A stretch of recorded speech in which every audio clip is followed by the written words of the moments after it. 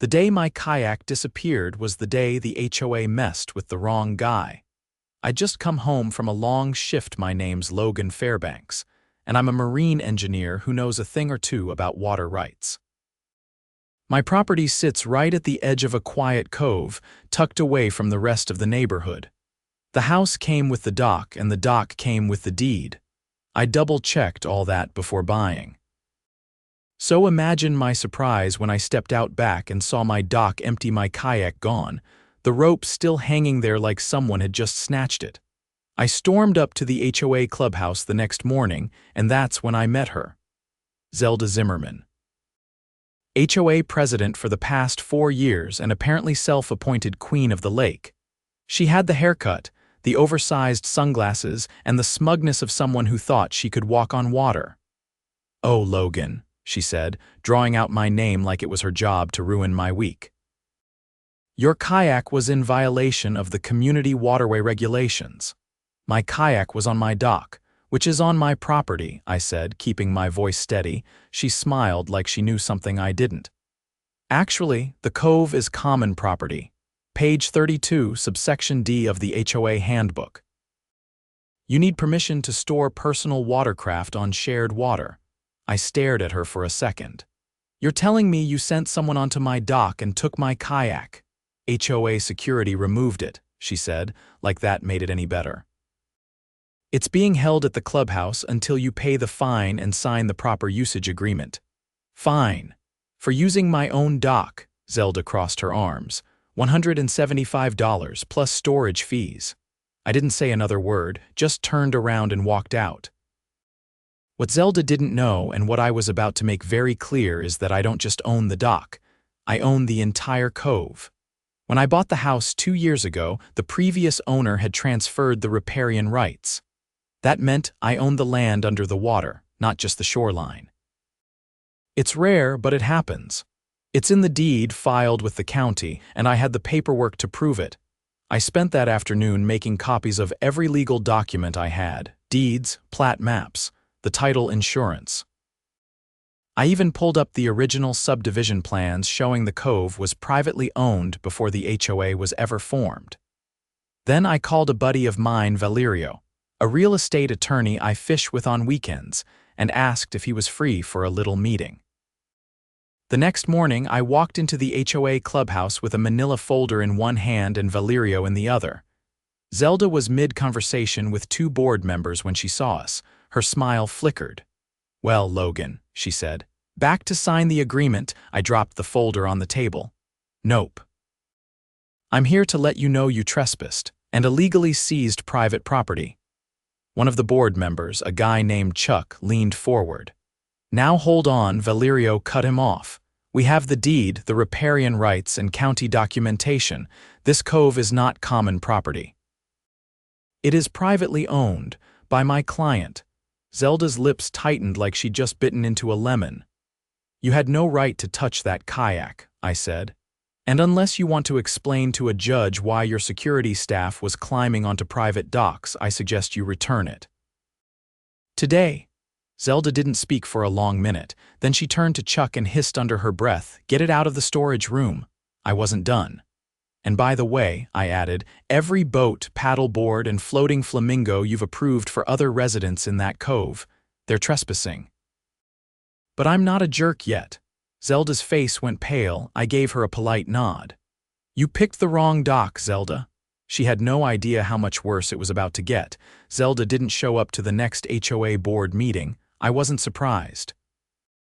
Word had already spread through the neighborhood that she'd been caught strong-arming residents over property she didn't control.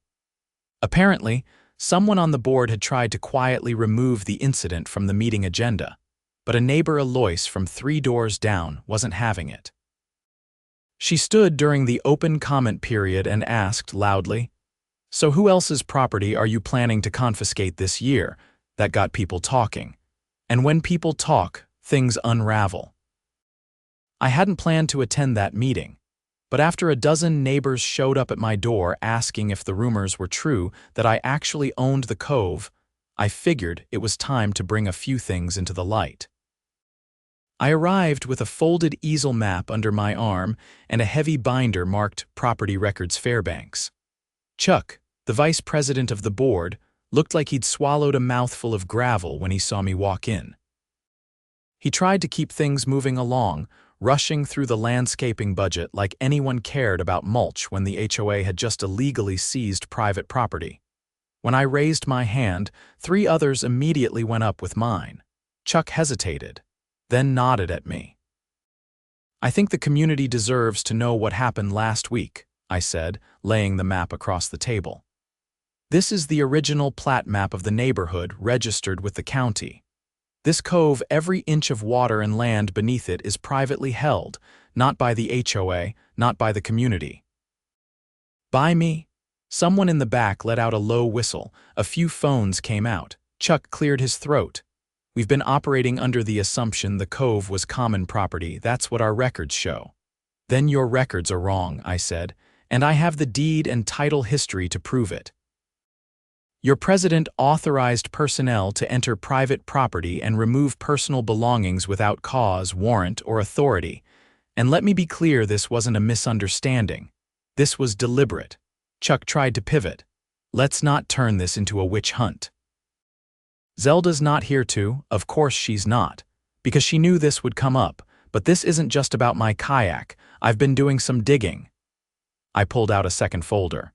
"Seems the HOA has been collecting dues for so-called water maintenance and shoreline access for years." "That's illegal. You can't collect fees for property you don't own." That got everyone's attention. A man in a pressed golf shirt near the front raised his hand. "Are you saying the HOA charged us for upkeep on something they have no legal rights to?" "Yes," I said plainly, "and it gets worse. Those same funds were used to pay for security patrols around the cove. According to their own records, those patrols entered docks and watercraft not just on mine but other properties too. That's trespassing." A woman near the side stood. "They came onto my dock last summer and told my son he couldn't fish there, said it was restricted water. He was 9. That opened the floodgates. One after another, residents shared stories. A paddleboard confiscated, a warning letter for tying a float to a post, a threat of fines for installing a bench on a privately owned deck that faced the cove. It became clear this wasn't an isolated incident. It was a pattern. And then Alois dropped the bomb. "My nephew works in county records," she said calmly. "I asked him to pull every property deed adjacent to the cove. Turns out, Logan's right. Not only is the cove private, but the HOA filed a bogus easement claim 2 years ago. They tried to declare the waterway as community managed without notifying the actual owner. That's document fraud." Dead silence. Chuck's hands twitched. "That has to be a mistake." "Nope," Alois said, holding up a printout. "Filed under Zelda Zimmerman's name. She signed it as both president and designated property trustee. That's not a title, it's made up." I turned to the crowd. "This isn't just about improper fines. This is felony-level stuff. Fraud, trespassing, abuse of authority, and I've already spoken with the sheriff's office." That's when Chuck panicked. "You involved law enforcement." "I had to." "You entered my property, removed my belongings, and attempted to enforce control over land you don't own. That's theft." I filed a report. The deputy I spoke with confirmed the HOA has no jurisdiction over privately deeded water. An investigation is underway. Someone clapped, then a second person. Then the whole room. Chuck tried to restore order, banging a makeshift gavel against the table. "Let's maintain decorum." But he was drowned out by the voices around him. People weren't angry, they were livid. They wanted to know how much of their dues had been wasted. Who had authorized the security patrols? Whether other areas of the neighborhood had been misrepresented? I leaned toward Chuck. "You might want to lawyer up. Zelda too." Because I'm not the only person pressing charges. By the time the meeting ended, a motion had been raised to suspend the entire board until a third-party audit could be conducted. It passed with overwhelming support. An emergency vote was scheduled for the following week. No one fought it. As I walked out, a man I didn't recognize caught up to me near the door. He was older, wore a faded navy ball cap with a Coast Guard insignia. "You Fairbanks?" he asked. I nodded. He extended a calloused hand. "Name's Hank. Used to be on the board back when this place was decent." I resigned when Zelda started pulling fast ones. I warned them not to mess with property lines. They didn't listen. "I appreciate that," I said. Hank thumbed toward the Cove. "That water's been private since the Carter administration. You were right to stand your ground." "Most folks just roll over." "I don't roll," I said simply. He grinned. "I can see that. If you ever want help drafting new bylaws, let me know. Place could use someone who actually reads what they sign." Later that night, I got a call from Deputy Calderon, the officer handling my report. He'd spoken with the HOA's private security company, who confirmed they'd been ordered to remove unauthorized watercraft from the Cove. No legal review, no verification of ownership, just a verbal directive from Zelda. "You're looking at a strong civil case," Calderon said. "And possibly more, depending on what we find in her emails." I thanked him and hung up. The next morning, a tow truck arrived at the clubhouse and removed a small trailer marked HOA Security. No one knew who called it, but I had a hunch. Zelda's nameplate was missing from the board sign by noon. Her house went dark that afternoon. Rumor was she'd packed up and left town. The neighborhood was quiet that evening, peaceful. I sat at the end of my dock, watching the sunset ripple across water that was mine, fair and square. And for the first time in months, I let myself smile. 3 days after Zelda's mysterious disappearance, I received a certified letter from the HOA's interim legal representative. It was thinly veiled damage control language about unintentional overreach, temporary reassessment of enforcement mechanisms, and a tepid request for a constructive dialogue. No apology, no restitution, just an attempt to feel out how much trouble they were actually in. I didn't respond. Instead, I forwarded the letter to Valerio and then drove down to the county recorder's office with Alois. She'd offered to help sort through archived HOA filings, and I wasn't about to turn down someone with her level of quiet tenacity. We weren't looking for mistakes anymore, we were looking for patterns. It didn't take long. Over the past 3 years, the HOA had filed a series of easement declarations, each written in vague, bloated legalese claiming vague administrative authority over various parcels of land. Not ownership. Just utility access and aesthetic oversight. But someone with even a basic understanding of land law would know. You can't declare an easement on property you don't own or have written permission to access. We found 6. One of them was for a stretch of shoreline behind the Parkers' old place. They'd moved out last year after a drawn-out battle over a retaining wall that the HOA had ordered them to tear down. At the time, most people thought it was over landscaping. Turns out, their wall was technically on their own land, and the HOA had cited a fabricated easement to demand its removal. Alois looked up from the file. "They bullied them out," I nodded, "and probably sold the lot for a premium once the wall was gone." We took photos of every document, logged dates, and matched them against outgoing HOA expenditures. That's when we uncovered something we hadn't expected. Under a miscellaneous entry labeled Community Enhancement Fund, there were several payments made directly to a private contracting company called Blue Ridge Siteworks. Valerio ran a business registry search. Blue Ridge didn't have a website, no tax ID on file, and the only contact listed was a burner phone registered to a shell company in Nevada. Classic laundering behavior. By the end of the week, Valerio had enough to draft a formal complaint to the state attorney general's office. He also filed a motion in civil court requesting a temporary injunction to freeze the HOA's discretionary spending accounts pending investigation. The court granted it. That same afternoon, Chuck showed up at my door. He wasn't wearing the usual HOA badge or clipboard, just a windbreaker and a face that looked like it hadn't slept in 2 days. "I didn't know they were doing all this," he said, eyes shifting toward the Cove. "I thought I was just helping with annual reports and vendor approvals."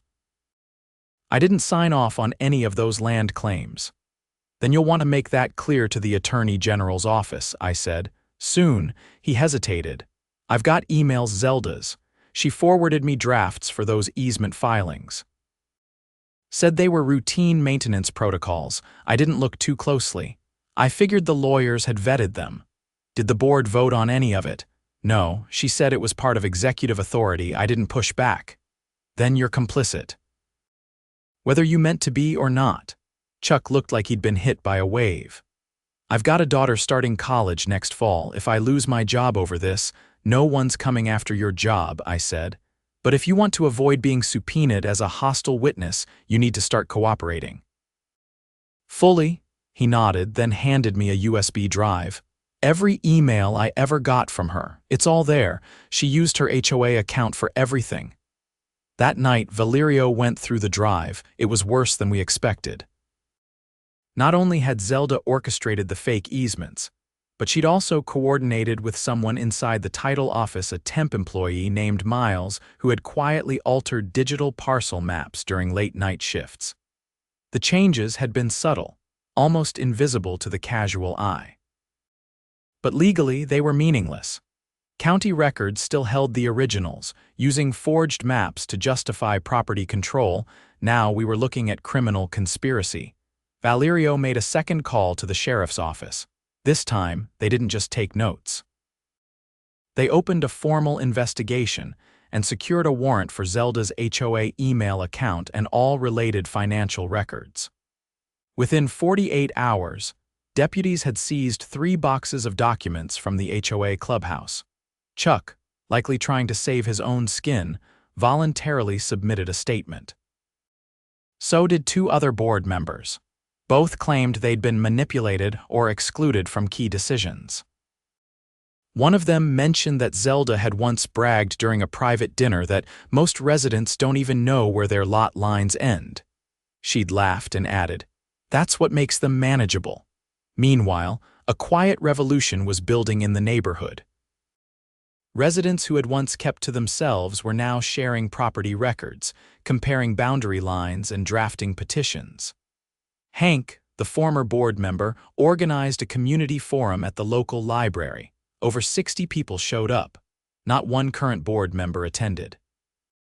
During the forum, someone asked if we could dismantle the HOA entirely. An older woman in the back, Margaret, a retired municipal clerk, raised her hand. Actually, yes. If 2/3 of property owners sign a dissolution petition and file it with the state registrar, the corporation can be dissolved. But it has to be airtight. No technical errors, Aloy stood. Then let's get started. Over the next week, signature sheets circulated like wildfire. Garage doors opened. Front porches turned into legal workstations. One neighbor, a former notary, offered free certification services all weekend. Another designed a map showing exactly which parcels had signed and which hadn't. By the end of the 3rd day, we were at 61%. Then came the twist. Deputy Calderon called Valerio with an update. Zelda had been located living under her maiden name in a rental unit 2 counties over. She'd drained the HOA emergency fund account and wired most of it to a private account in Belize. They were working with federal agents now. The charges were stacking: wire fraud, false filings, unlawful seizure of property, and conspiracy to defraud a homeowners association. I drove to the next emergency meeting, not to observe but to deliver a motion. As interim chair, Chuck called the group to order, visibly nervous. "Mr. Fairbanks has requested the floor." I stood, holding the dissolution petition. "With 2/3 of property owners' signatures collected, I hereby motion for the immediate dissolution of the Harbor Glen Homeowners Association, effective upon state filing." Murmurs. Then applause. Chuck looked around.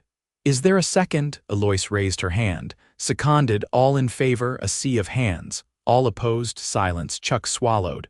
Motion carried. No one cheered this time. It wasn't that kind of moment. It was quiet, final.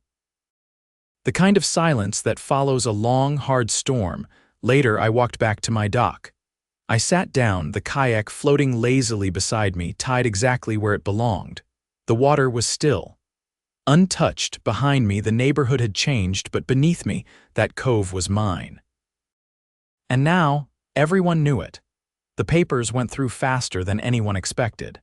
The state registrar filed the HOA's dissolution documents just 2 weeks after the vote. No protests, no appeals, just a quiet termination of a once feared institution. The Harbor Glen Homeowners Association ceased to exist as a legal entity at 10:43 a.m. on a Tuesday. By noon, Chuck had cleared out the old clubhouse. He didn't say goodbye, just left the keys on a hook and drove off in a dusty sedan with a cracked taillight and a resigned expression. He'd done what little damage control he could, but even he knew his name would be tied to Zelda's circus for years. The real storm, though, was just getting started. A week after the dissolution, I received a federal subpoena. Not because I was in trouble, but because I was listed as the initial complainant and primary property holder in the affected district. Federal investigators had stepped in after tracing the siphoned funds Zelda had wired out of the HOA accounts, just over $78,000 in misappropriated dues. That kind of money, funneled through a fabricated LLC with the help of a falsified easement scheme, had elevated the case to a federal wire fraud investigation. Valerio accompanied me to the hearing. It was held in a plain government office downtown with long metal benches and a vending machine that hadn't worked in what looked like a decade. The lead investigator, a woman named Agent Kessler, didn't waste time. "Mr. Fairbanks, we've reviewed your filings. Your documentation was meticulous. We believe this isn't just a case of embezzlement. It's organized fraud under the guise of HOA authority." She opened a binder with printed screenshots of emails between Zelda and her shell companies contact a man named Raymond Lutz. He wasn't a contractor. He was a disbarred real estate broker from Arizona with 2 prior convictions for title manipulation and unlicensed surveying. Zelda had hired him to fabricate parcel overlays and draft fraudulent maintenance claims, which she then used as justification to fine residents and seize property. "This wasn't sloppy governance," Kessler said. "It was a criminal racket." They'd already issued a warrant for Lutz. He was picked up the same morning in Yuma, trying to cross the border with a trailer full of documents and a laptop wrapped in tinfoil. The man folded within hours of questioning and handed over everything: transaction records, message logs, even audio recordings of video calls with Zelda discussing how to make these people stop asking questions. Back at Harbor Glen, the fallout hit hard. Residents who'd quietly paid shoreline access fees or coughed up fines for unapproved water features found themselves eligible for restitution. A legal fund was established through a state-managed community fraud recovery program. I donated the first $5,000 myself, money I'd originally set aside to resurface my driveway. By the end of the month, over 40 households had submitted claims. Eloise took charge of organizing the new community charter. Without the HOA, the neighborhood needed a framework, just not one built on fear and fiction. We formed a volunteer council with rotating seats, no fees, and zero enforcement power. It was purely advisory.